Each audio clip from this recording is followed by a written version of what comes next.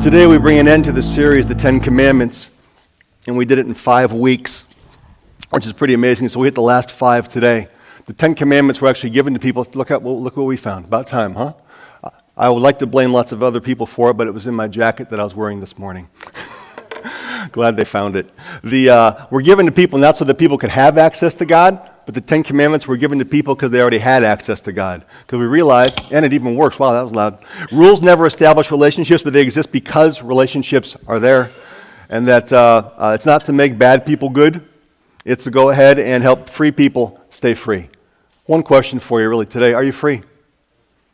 Are you free? Not if you kept all the rules right, but are you free in Him? Does your God ever disagree with you? We mentioned that. And does God, not to make bad people good, but to keep free people free? When we looked at the first one, we talked about how no other gods, first and only. You saw that in the different trailer video that we looked at today. When we talked about number 2, no idols. He doesn't want to be manipulated or managed or marginalized. And number 3, about using the Lord's name properly. He doesn't want us to use His name to break His rules. When we say, I know I shouldn't do this, but it might be a good time to pause. And last week we talked about the Sabbath. 7 days of provision. There we go. Come on. Sabbath, 7 days of provision. Well, 7 days of provision from 6 days of work. And we talked about what God might do if we... It's not Michelle's fault. What might God do if I build in a rhythmic reminder that He is my source?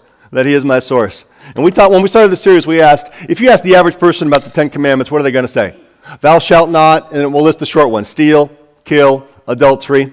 And if God's first and only, those probably won't be an issue. So when we look at the first 4, and this will be the first thing on your notes in your bulletin. If you don't have a bulletin, go ahead and pull it out.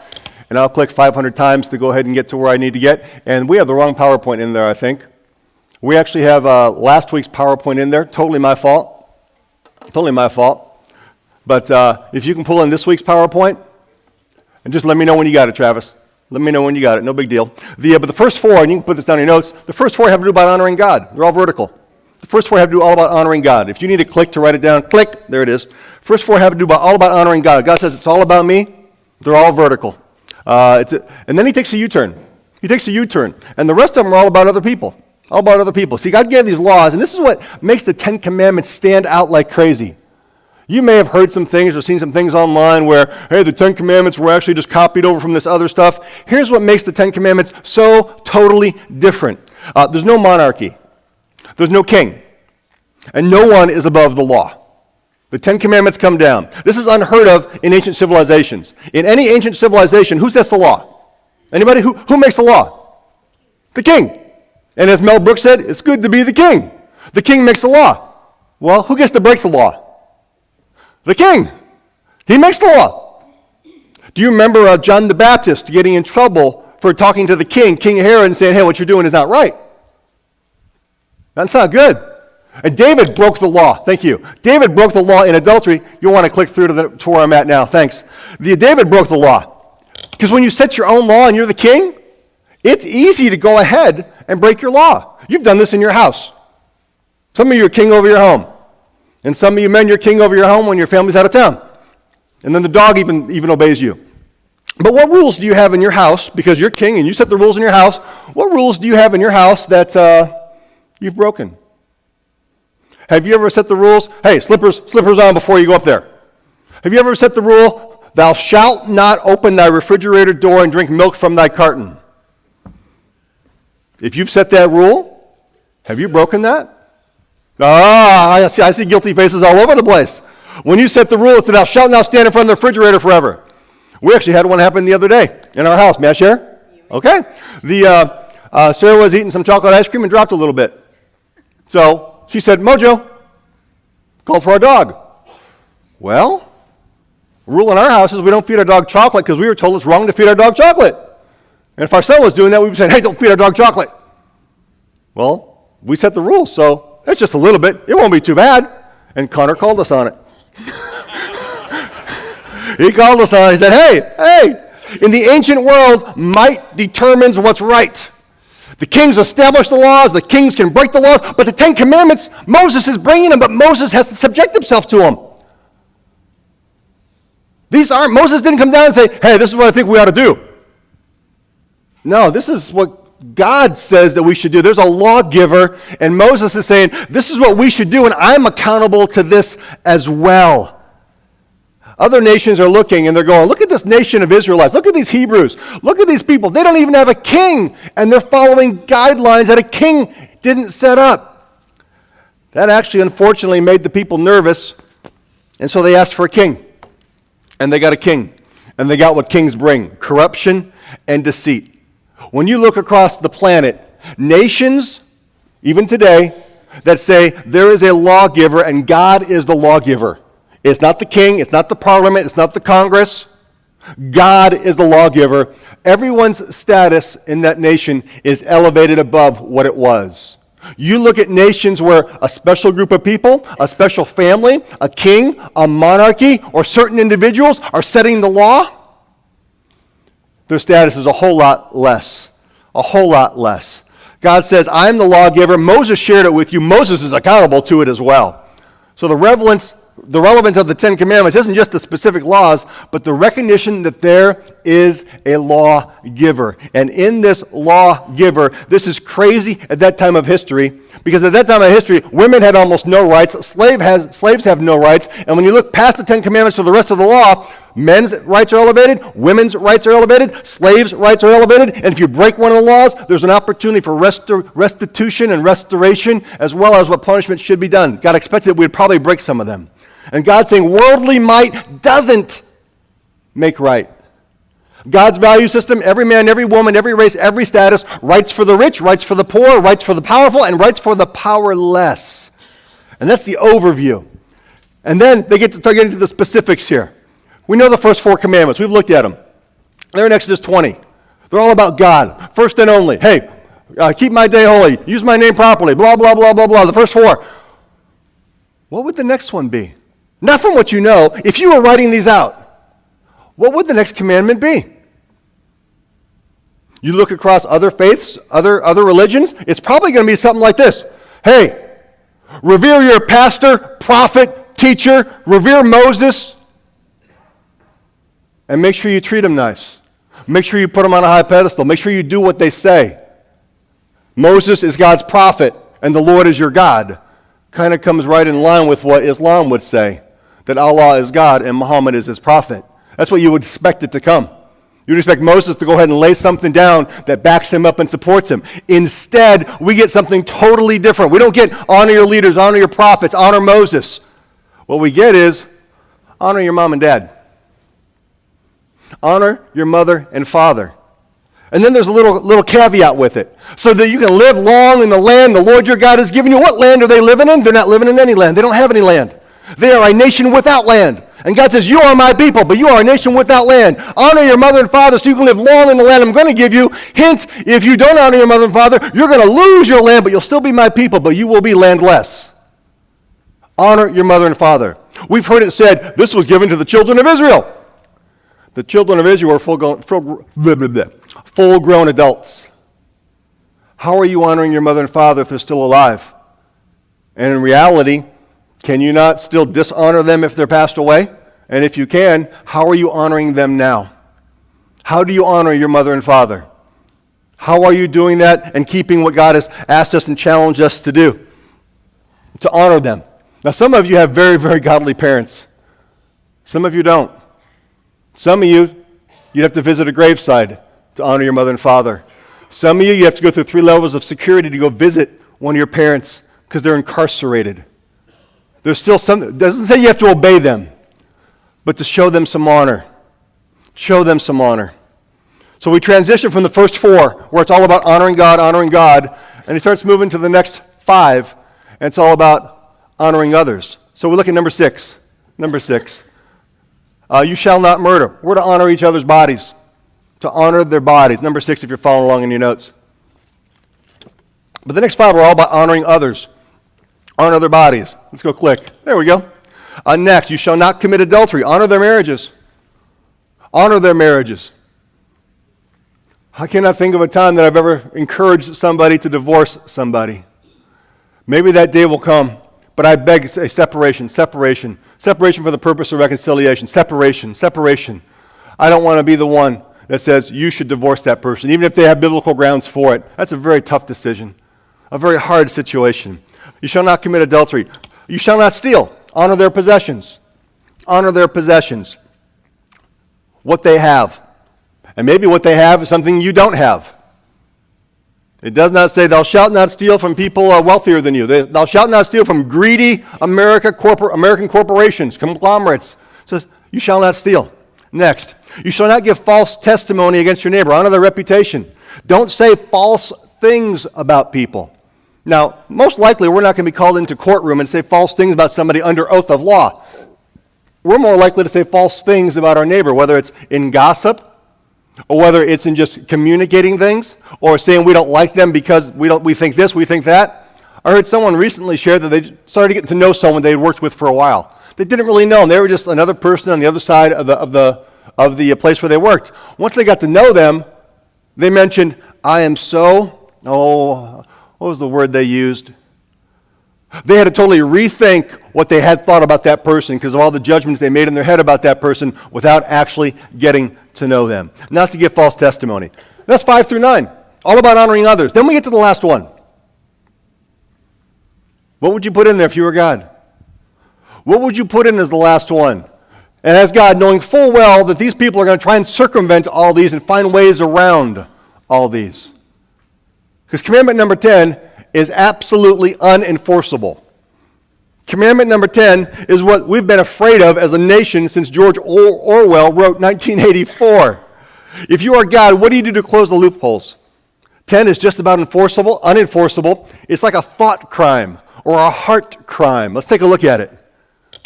You shall not covet your neighbor's house. We know what a house is. You shall not covet your neighbor's wife, or his manservant, or his maidservant. I have no problem with that part of that verse. I don't know anyone that's got a manservant or maidservant, so I'm good there. His ox. Does anybody have a neighbor that's got an ox? Does anyone have a neighbor that's got a car bigger than theirs? We'll call it cars then. We'll call it a big SUV. His ox or his donkey, but we'll call that a small car like a Prius or a Mini Cooper. Or anything that belongs, anything. So he's putting the whole blanket down there. Do not covet anything that belongs to your neighbor. Ouch.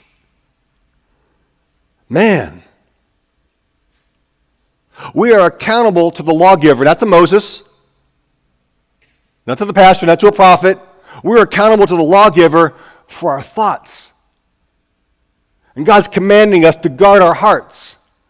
Honor God. Here's the whole 10 Commandments in 7 words. Are you ready? Honor God, honor others. Next, guard your heart. Guard your heart. That funky word covet, which we never really use or walk around and say, hey, are you coveting that? Hey, I'd like to covet that. We don't say that. It means to desire strongly. To have an intense desire to want or take. Maybe irregardless of how it affects somebody. Are you unhappy with what you have? The word we'd probably use more likely today is envy. But then again, we don't walk around saying, I'm envious. We just maybe act that way sometimes. When you covet, and we've all obviously guilty of this, we erode a relationship when we covet. It's hard to respect somebody when you're coveting something they have, something you want, and it will tear down a relationship. When something bad, here's one way to know if you're coveting. If your neighbor's got a car you want, and you are coveting it, and you're struggling in your spirit against them and against God with it, and that car gets scratched up, and their 16-year-old wrecks it. No one gets hurt, of course, but their 16-year-old wrecks it. You're relieved. Oh, good. They didn't deserve that car anyways. I deserve that car. That's a dangerous place to be. When something bad happens to somebody, and you're going, oh, good. Wow, heart check. Guard your heart. People call the police when you break Commandment 6 and you're stealing. People call the police sometimes on adultery. From what I understand, if you're an officer, that's the last kind of call you want to go on. You'd rather go on a theft call than a domestic disturbance call. You can get in trouble with the law and lawyers in a lot of these commandments. No one calls the police on this commandment on the screen. Nobody calls the police. See, when Jesus came around, he brought laws that weren't necessarily all tangible. Thou shalt not commit adultery. We know what that is. You shall not steal. Don't murder. We get that. That's tangible. Number 10, Jesus comes by and says, and matter of fact, this was in my Bible reading this morning. Hey, you've heard it said that you should not commit adultery, but I tell you that if a man entertains lust in his heart, he's already committed adultery. Any man want to raise their hand and say they're innocent their entire life on that? Of course not. Jesus takes the bar to an unimaginable and unreasonable level because he's the only one that reached it. That's why we all need a Savior. But they could have argued with him, hey, what do you mean we can't even lust in our heart and our mind? Where's that in the 10 Commandments? Number 10, don't covet. It's about our thoughts. It's about our heart. When I think about how bad I want what you have, when we think about how bad we want what somebody else has, we're liable to steal for it. We've all, at times in our lives, done things that we said we would never do. Now, my life of crime stopped in about second grade, maybe first grade. I was busy shoplifting candy bars and was getting pretty good at it, I think. And I went with a buddy, and we went down to the corner store, which is no longer there, and went down and kind of walked around and shifty-eyed and slipped that candy bar in my pocket. He slipped the candy bar in his pocket, and we started walking out. And the lady goes, hey, you, put that candy bar back. He took off and ran.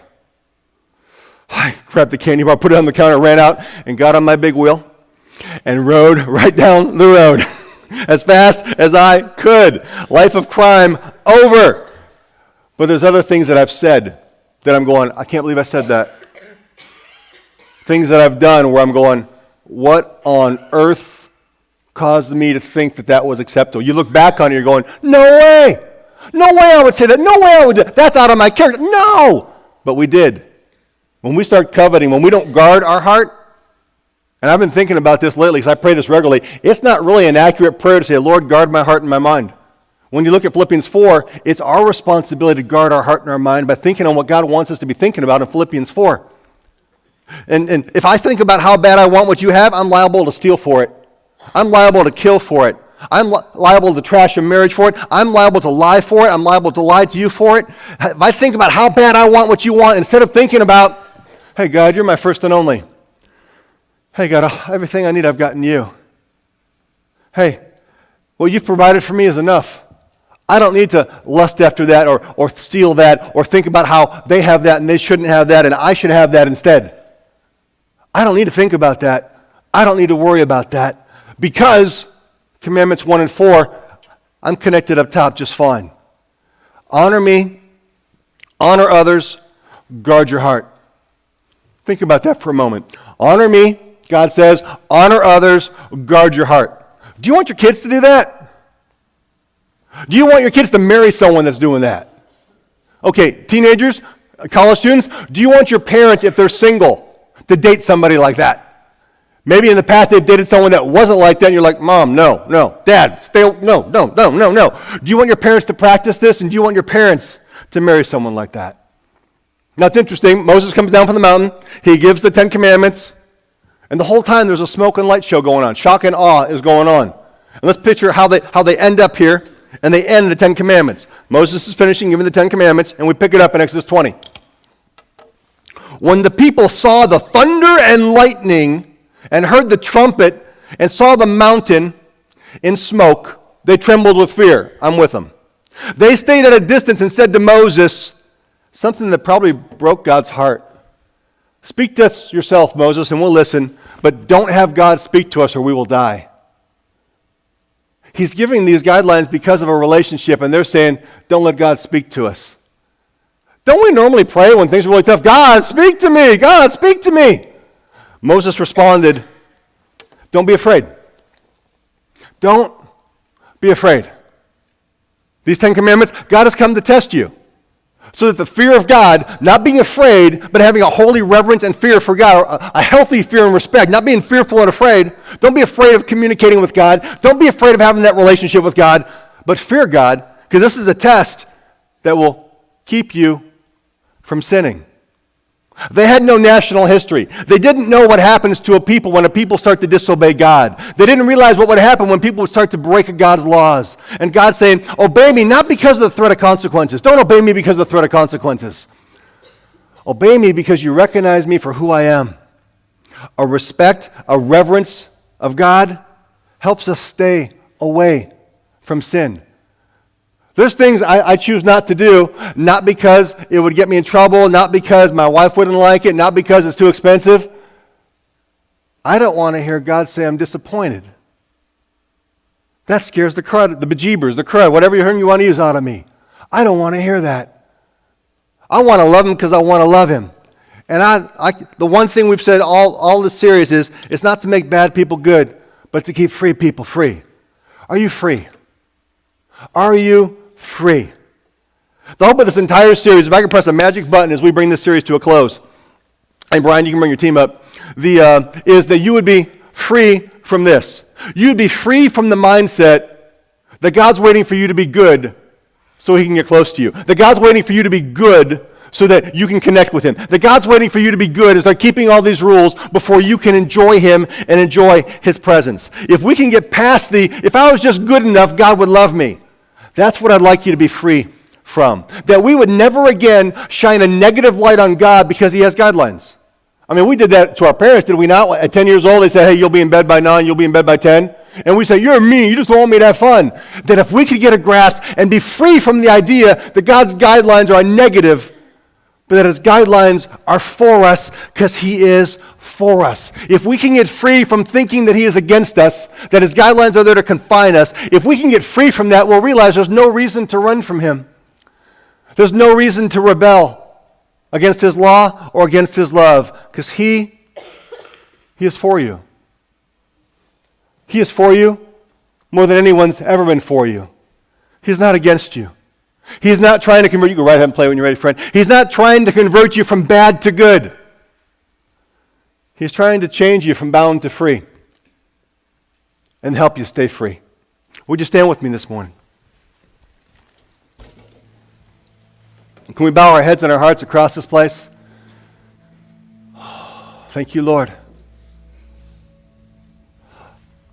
I humbly ask, Lord, for the power of your presence and your Spirit to melt our hearts and to set us free from ideas about you that you didn't even want us to carry around.